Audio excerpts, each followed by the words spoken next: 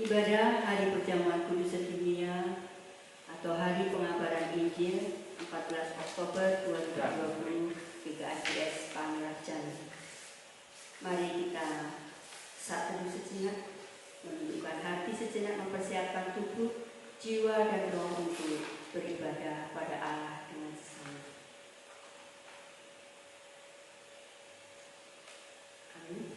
Marilah kita menyambut firman Tuhan dengan menyanyikan pelengkap Kidung Jemaat nomor 8, bait pertama dan kedua.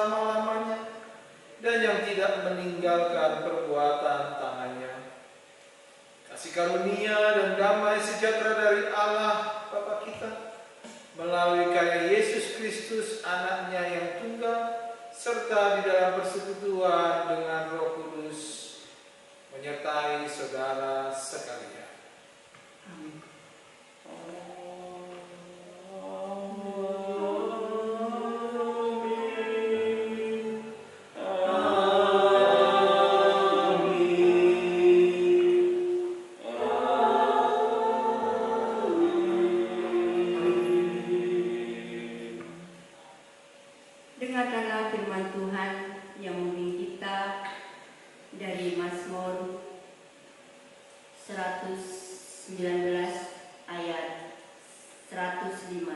Demikian bunyi. Firman-Mu itu berita bagi kakiku dan terang bagi jalanku.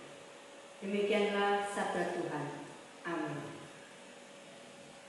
Mari kita menyanyikan pelengkap Kidung Jemaat nomor 8 ayat yang ketiga. Bait 3 dan 4.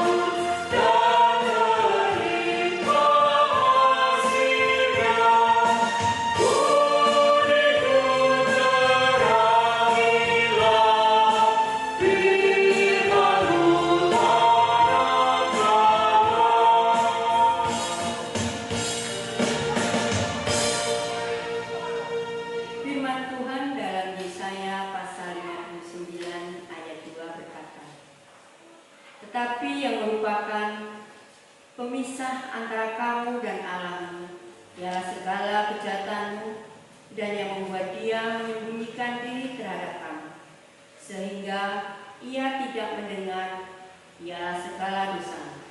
Maka marilah kita mengaku dosa kita kepada Tuhan yang diawali dengan pengakuan secara pribadi. Jemaat mengaku dosa secara pribadi. Ini selaku jemaat kita mengaku dosa melalui nyanyian Kidung Jemaat nomor 44 ayat bait pertama dan kedua.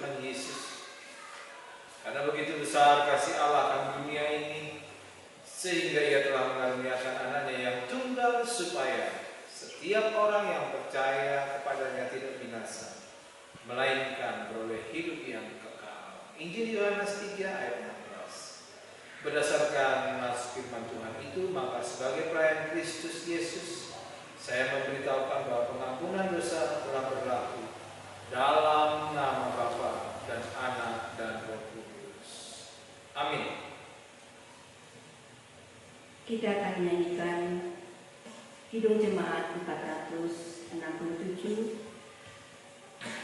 bait pertama dan kedua.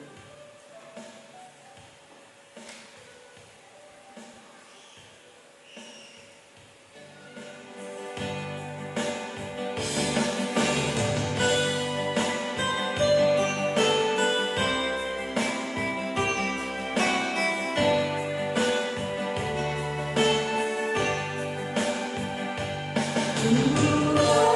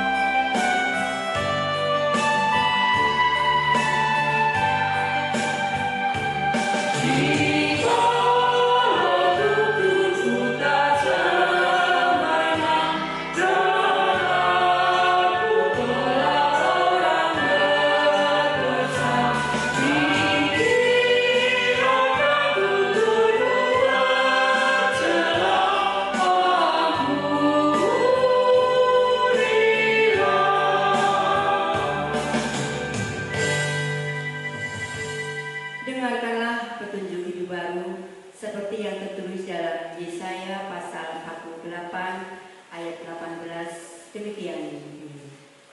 Sekiranya engkau memperhatikan perintah-perintahku, maka damai sejahteramu akan seperti sungai yang tidak pernah kering, dan kebahagiaanmu akan terus berlimpah seperti gelombang-gelombang laut yang tidak pernah berhenti. Amin. Mari kita mempersiapkan hati kita untuk mendengarkan firman Tuhan dengan nyanyikan Kidung Jemaat nomor 49, bait pertama dan kedua.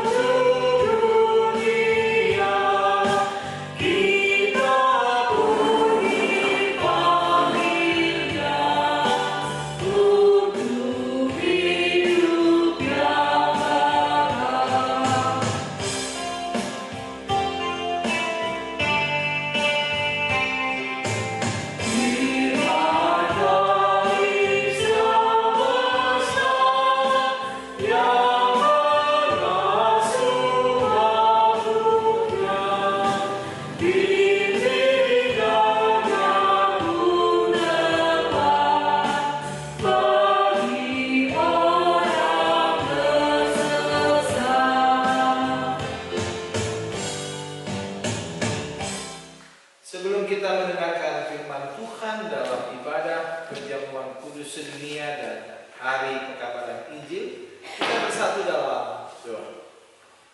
Ya Bapa, segala tulisan yang telah Engkau ilhamkan itu, jadikanlah bermanfaat untuk mengajar kami, menyatakan kesalahan kami, memperbaiki kelakuan kami, dan untuk mendidik kami dalam kebenaran Yesus Kristus. Ya Roh Kudus, beranilah batin kami, jadikanlah kami pelaku-pelaku firman yang sejati. Amin. Ibu Bapak, saudara-saudara, dan anak-anak sekolah minggu, kita mendengarkan firman Tuhan yang diambil dari Mazmur. Kita buka kitab Mazmur 19 ayat 89, tetapi kita membaca secara utuh dari ayat 8 sampai 15. Mazmur 19 ayat 8 sampai 15. Mazmur 19 ayat 8 sampai 15. Demikian bunyinya. Taurat Tuhan itu sempurna, menyegarkan jiwa. Peraturan Tuhan itu teguh, memberikan hikmat kepada orang yang tak berpengalaman. Titah Tuhan itu tepat, menyukakan hati. Perintah Tuhan itu murni, membuat mata bercahaya. Takut akan Tuhan itu suci, tetap ada untuk selamanya.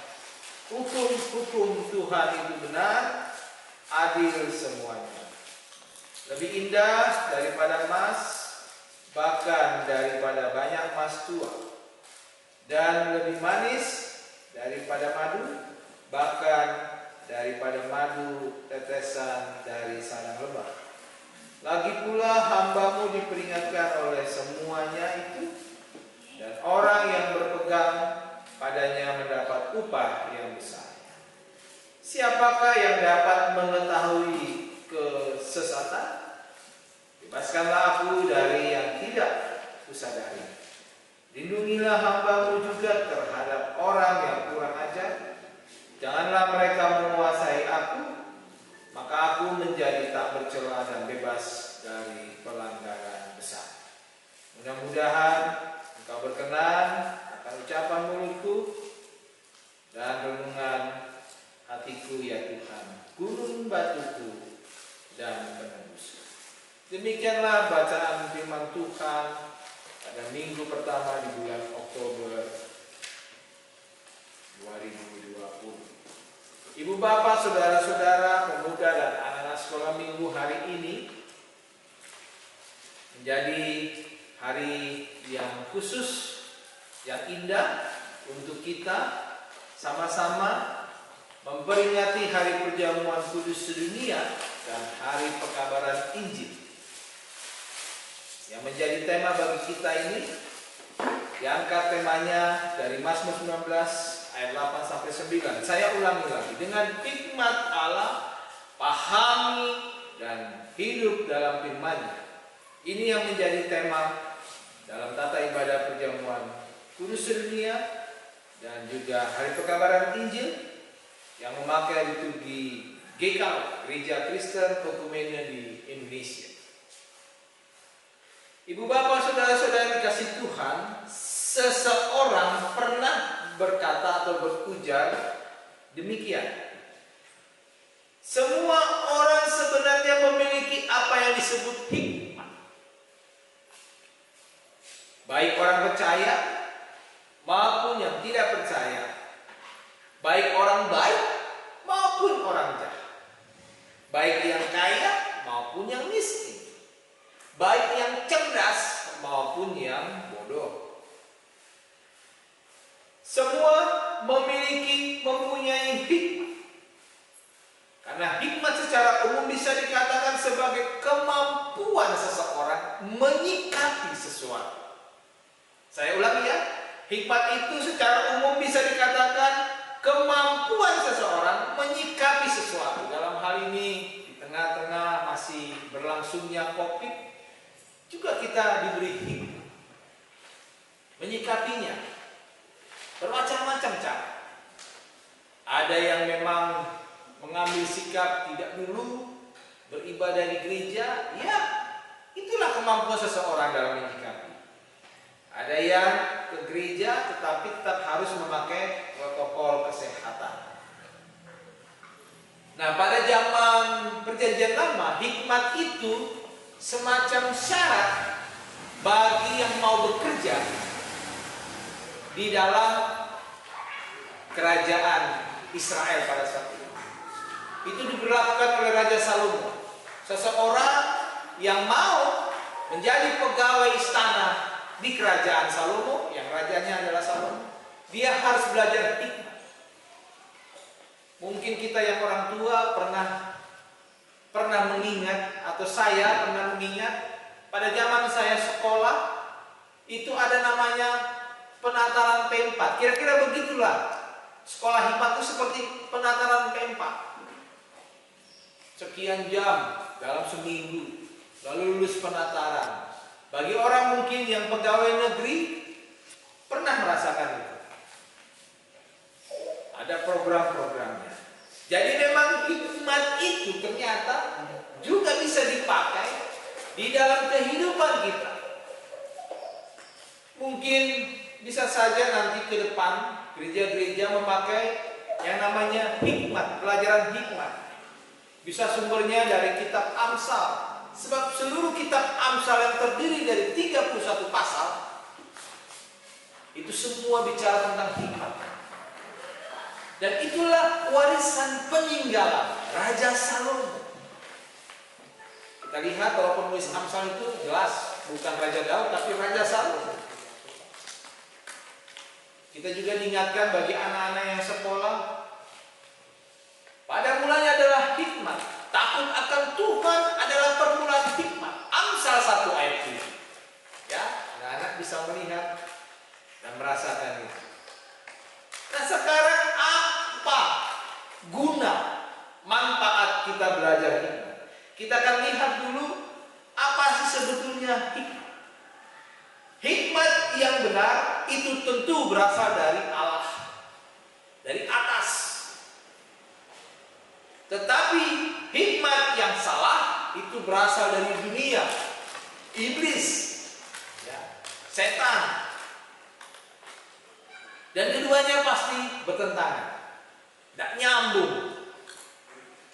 Memang sejak dulu iblis selalu menjadi musuh Allah. Dengan memperdaya umat Allah, iblis selalu ingin menjadi tandingan bagi Allah. Mungkin ada anak-anak sekolah minggu hafal cerita tentang Ayub. Ketika Ayub dicobai Allah mempersilakan iblis. Cuma satu yang tidak. Jangan sekali-kali kamu masuk apalagi mencabut nyawa Ayub. Silakan coba. Tapi untuk nyawanya tidak. Untuk kehidupan Ayub tidak. Nah, kita pun juga sebetulnya itu. Ketika sekarang kita berhadapan dengan yang namanya pandemi corona, kita harus pintar-pintar menyikapi, berhikmat.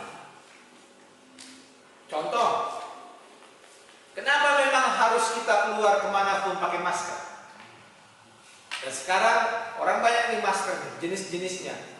Ada yang masker didobel lagi, ditebal. Udah pakai masker medis nih, ada lagi dikasih tisu katanya. Kenapa? Karena paling tidak masker itu adalah penghalang ketika virus itu mau masuk, ketika seseorang batuk misalnya sekian meter, supaya tidak tertular lagi. Gak usah sejak corona, sebelum corona pun juga ketika orang batuk disarankan pakai masker. Orang bilang juga disarankan pakai masker. Kenapa? Supaya tidak tertular. Itulah cara kita menyikapi orang yang batuk atau influenza. Nah, ketika sekarang kita bicara tentang hikmat, hikmat itu berperan sekali dalam kehidupan kita, apalagi di tengah-tengah kehidupan berkeluarga.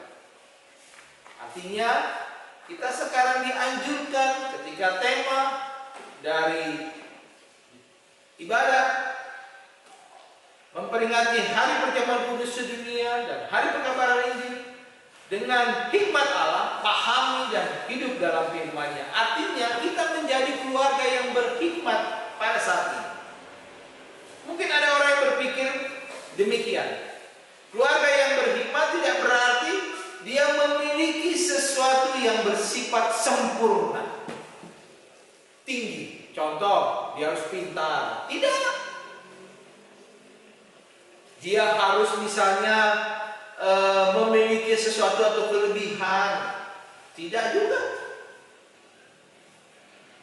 Seseorang yang berhikmat tidak berarti dia memiliki yang sempurna, berpengetahuan tinggi, pintar, cerdas dalam segala hal yang bersifat intelektual tentunya. Juga keluarga yang berhikmat sekarang, atau kita yang mau berhikmat, bukan berarti kita tidak memiliki kekurangan atau kesalahan sama sekali dalam menyikapi segala sesuatu yang berkaitan dengan hidup kita. Bukan juga keluarga yang berhikmat atau kita yang mau berhikmat berarti keluarga yang baik-baik dan benar dalam mengambil keputusan. Kadang-kadang keluarga pun bisa salah dalam mengambil keputusan. Jadi secara sederhana kalau kita mau bicara hikmat atau keluarga berhikmat, maka kita harus melandaskan hidup kita dengan firman Tuhan. Ada nyanyian sekolah minggu, baca kitab suci, doa tiap hari, doa tiap hari, doa tiap hari.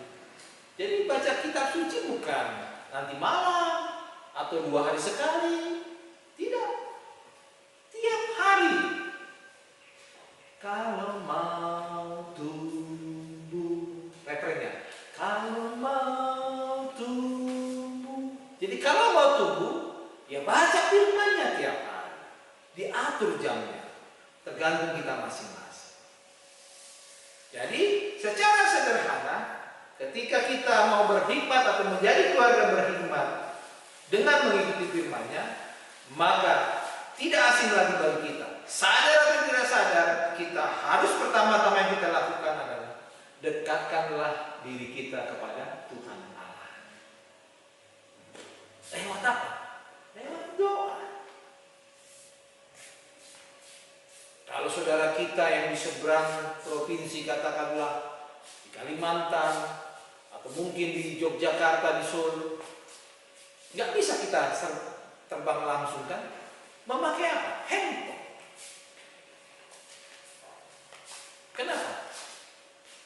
Karena filosofi orang Yahudi mengatakan Tuhan itu tidak jauh dan dekat. Dekat dengan doa. Tuhan hanya sejauh doa. Kalau saudara kita, teman kita, anak-anak kita yang berpisah dengan kita, jauh, tidak dekat, beda provinsi dan sebagainya. Jadi kalau kita mau berhikmat, yang pertama-tama sekali adalah dekatkan dirimu dengan Tuhan lewat doa. Itulah cara kita supaya kita bisa hidup berhikmat dan hidup kita juga menurut firman-Nya. Dalam sejarah kehidupan manusia, tentu kita masih ingat kisah Kain dan Habel. Ketika Kain membunuh adiknya Habel, latar belakang pembunuhan itu karena apa? Saya menyebutnya ada beberapa hal. Yang pertama adalah soal iri hati. Jadi kalau orang yang iri hati tidak bisa menjadi orang yang berhikmat, apalagi menjadi keluarganya yang berhikmat. Yang kedua adalah mementingkan diri sendiri atau egois. Mementingkan diri sendiri. Minggu lalu, ingat pesan khotbah kita, utamakanlah orang lain daripada diri kita. Yang berikutnya adalah karena serakah. Kain protes, kok kenapa persembahan Habel diterima Tuhan? Aku sudah begini, begitu. Orang serakah, hatinya terlalu berambisi, luar biasa. Tapi kalau orang yang tidak serakah, atau orang yang rendah hati, mau berbagi kepada yang lain, hatinya tidak ambisius, tapi hatinya mau berbagi. Dan yang terakhir, pertengkaran. Jadi Kain membunuh Habel karena sudah terjadi iri hati dan segala macamnya. Terjadilah pertengkaran dan niatnya adalah membunuh adiknya sendiri. Beberapa hari yang lalu kita disajikan dengan sebuah kisah seorang ayah membunuh anak kandungnya. Di TV One ada, terus di Trans TV juga ada diulangi, di Metro TV juga ada. Memang edan zaman sekarang. Ternyata tidak edan zaman sekarang. Dulu ada. Itulah contohnya Kain. Membunuh Habel, adiknya sendiri, adik kandungnya. Kenapa? Ada iri hati, ada keserakahan, muncullah pertengkaran di antara mereka. Nah, dalam kita mau memasuki Hari Perjamuan Kudus sedunia dan perkabaran Injil khususnya diundang dalam meja Perjamuan Kudus nanti, apa yang pernah dimiliki dalam peristiwa Kain dan Habel, mari saat ini kita punahkan, kita rendah hati di hadapan Tuhan. Bila pun kita iri hati, mari kita sama-sama bermurah hati. Kalau kita dulu serakah, mari sekarang kita berbagi supaya kita bisa hidup damai. Selamat belajar dengan hikmat yang asal dari Tuhan. Teruslah naikkan doa untuk segala kehidupan kita. Di tengah-tengah pandemi corona ini kita perlu berdoa masing-masing. Doa keluarga dan sebagainya. Entah pagi, entah siang, entah sore, ataupun juga entah mau beristirahat. Sebab dengan cara kita mendekatkan diri kepada Tuhan, pasti mampu kita nanti ditolong Tuhan. Kalau kita nanti ada juga yang bertanya, kapan ini COVID berakhir? Kalau kita mau berdoa, persoalannya kalau kita berdoa di sana tidak berdoa, sama saja. Kita harus sama-sama berdoa, minta hikmat Tuhan. Sebab peristiwa corona, COVID-19 ini sudah menyentuh ke semua lini kehidupan. Yang ekonomi, yang politik, apalagi sekarang mau pilkada serentak 2020. Gimana mau pilkada serentak? Kita sekarang sudah diberlakukan di Jambi 14 hari ke depan. Toko, orang jualan tutup jam 9. Sementara dia harus bayar pegawai. Dan semua situasi COVID-19 ini mengganggu semua. Kita gereja juga sekarang yang tadinya duduk bareng harus pisah satu bangku, dua orang jaga jarak. Distance sosial. Oleh karena itu, ketika kita nanti diundang dalam meja perjamuan kudus, kita sama-sama hilangkan iri hati. Sama-sama kita hilangkan keserakahan yang ada dalam hati diri kita, perilaku kita, karena kita tidak mau bertengkar atau menimbulkan pertengkaran, dan pertengkaran itu tidak ada akhirnya. Dia akan berujung dengan dendam membara. Kalau sudah dendam membara, peristiwa Kain dan Habel bisa terjadi, bunuh membunuh. Memang tidak diceritakan dalam akhir cerita kisah Kain dan Habel. Apakah Habel adiknya memberi perlawanan? Tidak ada cerita. Yang jelas Kain membunuh Habel. Hanya itu saja ceritanya. Selamat diundang dalam meja perjamuan kudus. Selamat memperingati hari perjamuan kudus dunia. Dan bersama-sama kita berhikmat, minta tolong dalam perlindungan tanah pengasihan Tuhan. Amin. Tuhan memberkati kita satu dalam doa. Bapa di surga, kami bersyukur dan berterima kasih pada hari ini Tuhan, di awal minggu bulan Oktober ini, dalam ibadah minggu ini Tuhan, bersama gereja-gereja, dalam wadah persekutuan gereja-gereja Indonesia, demikian juga dengan seluruh gereja-gereja yang ada di dunia, memperingati hari perjamuan kudus dunia dan hari pekabaran Injil Tuhan. Bahwa ternyata Tuhan, beritamu, kabar baikmu Tuhan, tersiar sampai ke ujung dunia. Mohon bimbinganmu Tuhan, hikmat daripadamu Tuhan, ketika kami melangkah dalam perjalanan hidup kami, dan ketika kami nanti sesaat lagi akan mengikuti perjamuan kudus, yang dimana Tuhan berkenan menolong kami. Terpuji nama Tuhan. Dalam nama Yesus kami naikkan ungkapan syukur kami. Amin. Nyanyian tanggapan jemaat pelengkap hidup jemaat nomor 182, baik pertama dan kedua.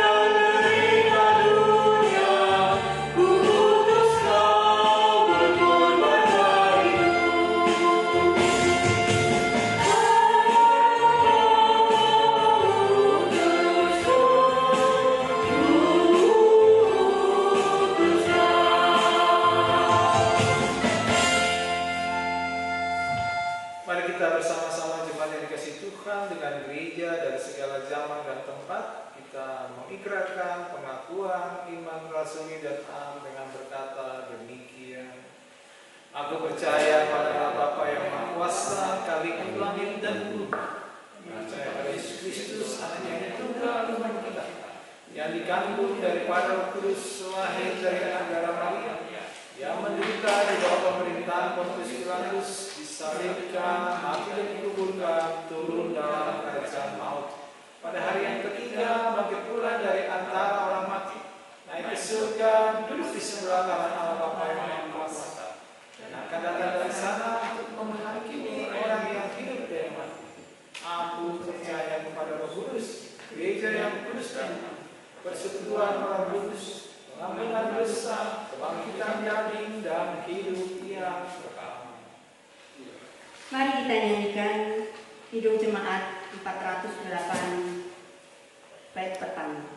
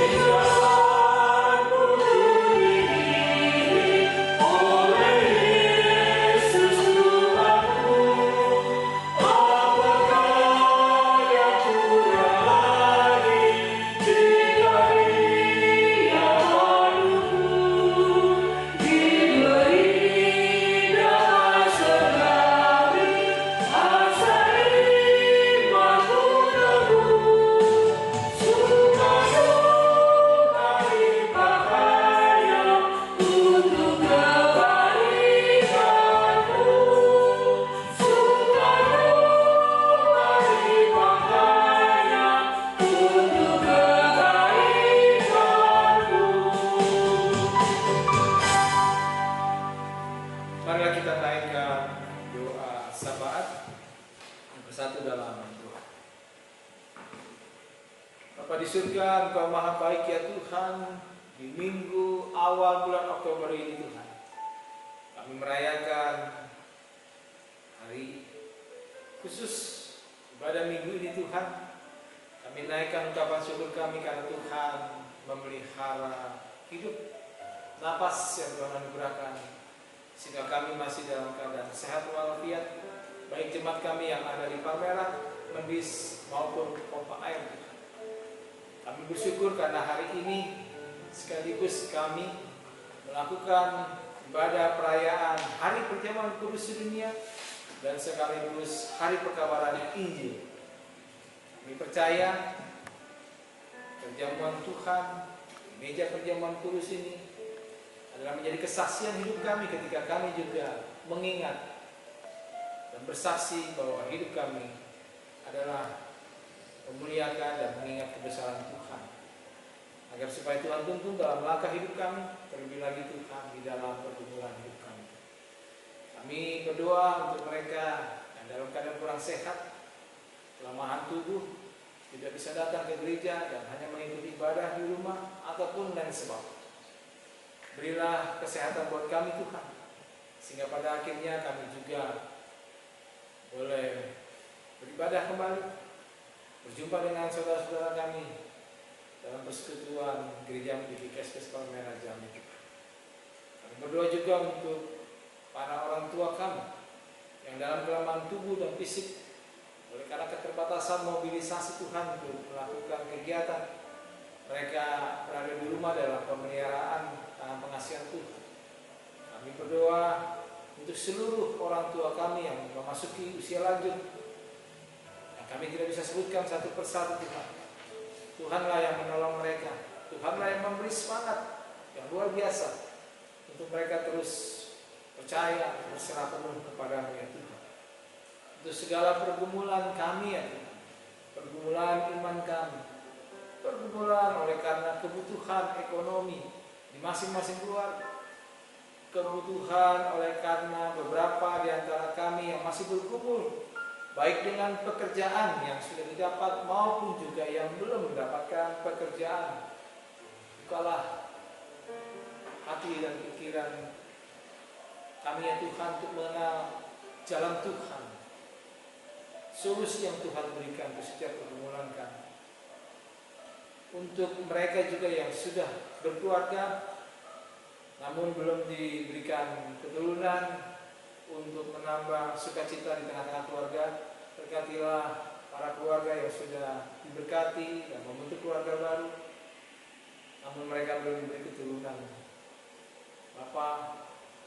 janin di setiap para istri Tuhan, di tengah-tengah jemaat kami Tuhan, supaya mereka boleh dan beroleh keturunan di hari kemudian hari Tuhan, sehingga menambah sukacita di tengah keluarga mereka.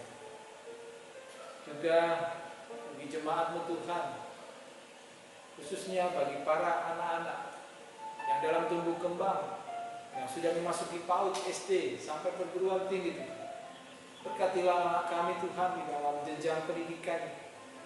Berilah kesempatan anak kami untuk takut akan Tuhan, beroleh hikmat, karena itulah awal dari permulaan pengetahuan itu sendiri ya Bapak di surga.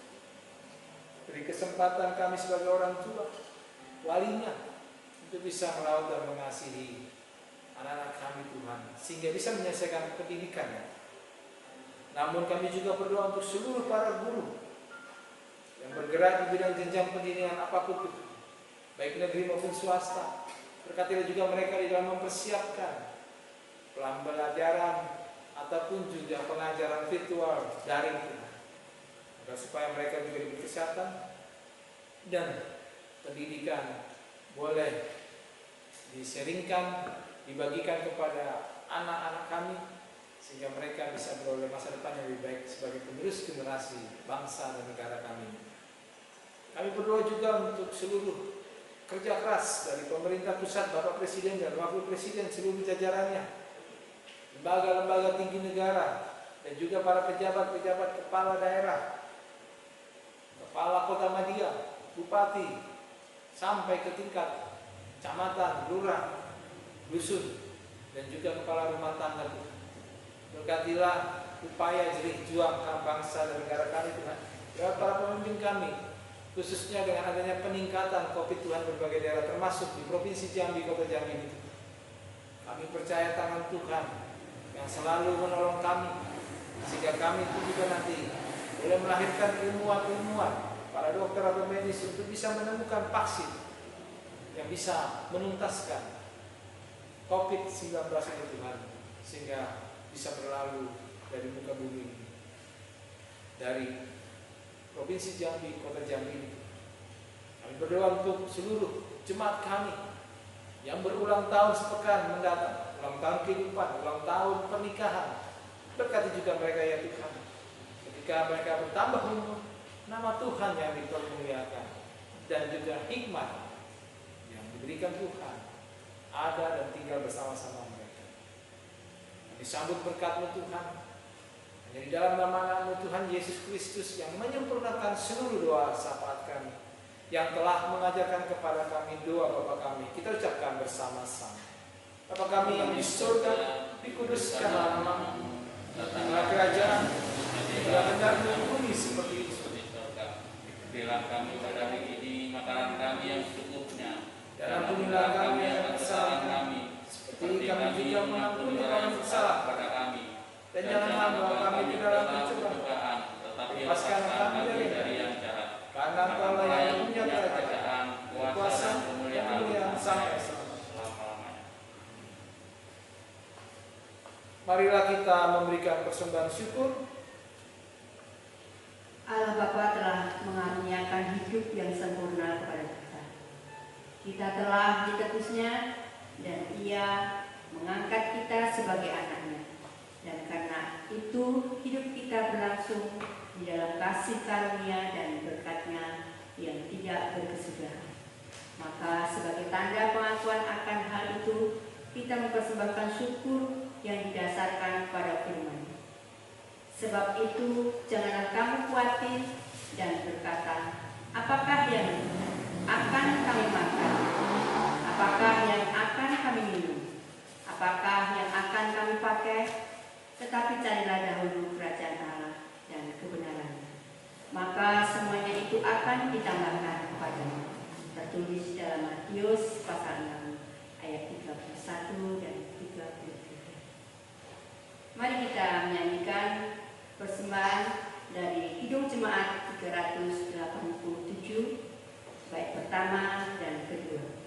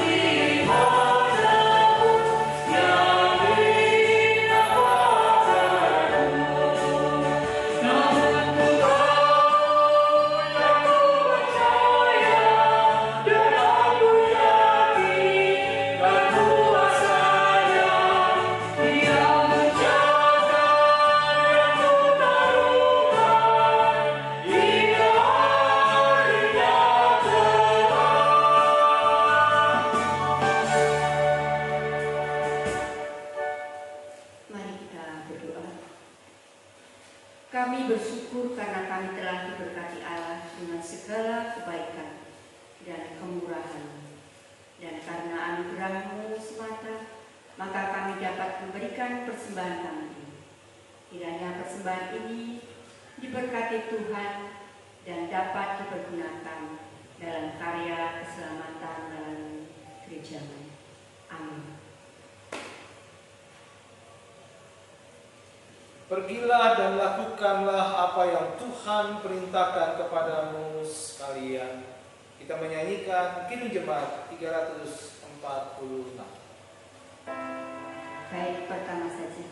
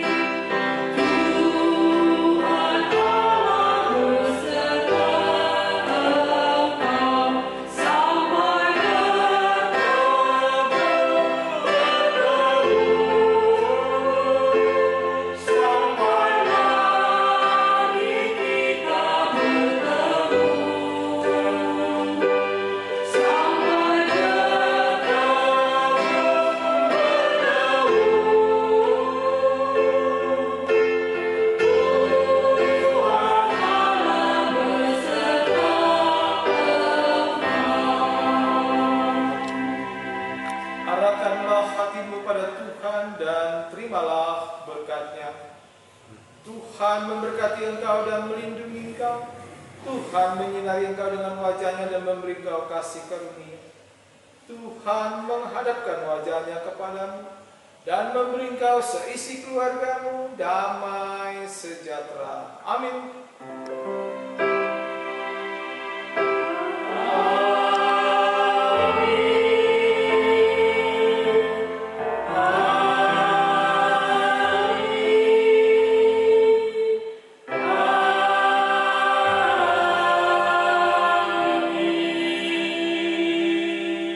Kini Jemaat 346 ayat yang kedua.